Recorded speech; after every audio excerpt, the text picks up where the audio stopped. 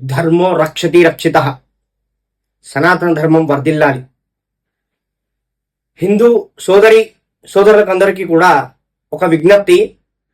కొంతమంది, అందరూ కాదు, కొంతమంది హిందువులు పరమతంలోనికి వెళదామని చెప్పి చాలా మంది వారు ప్రభావితులై వెళ్తా ఉన్నారు, మత మార్పిడి చేసుకుంటూ ఉన్నారు.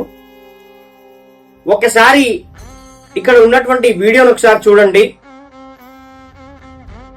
ఈ మత పెద్ద అక్కడ ఉన్నటువంటి యువకు కట్టేసినటువంటి యేసు యొక్క విగ్రహాన్ని పడుకోబెట్టి మరి అందరిచే నమస్కారం కాకుండా ముద్దులు పెట్టిస్తూ ఉన్నాడు. అది పాదాలక లేక మిగతా వేరే అంగానిక అన్నది మీరు చూస్తూ ఉన్నారు. అక్కడ కొంతమంది హిందువులు కూడా ఉన్నారు. అయితే అందరూ మత పెద్దలు ఇలాగే ఉన్నారని నేను అనడం లేదు. ఏ విధంగా హిందువులు ఎవరైతే ఉన్నారో వారు మత మార్పిడికి ప్రభావితులై మతాన్ని మార్చుకుంటున్నారనంటే ఒక్కటి గుర్తుపెట్టుకోండి, హిందుత్వాన్ని మార్చకుండా ఉండాలి.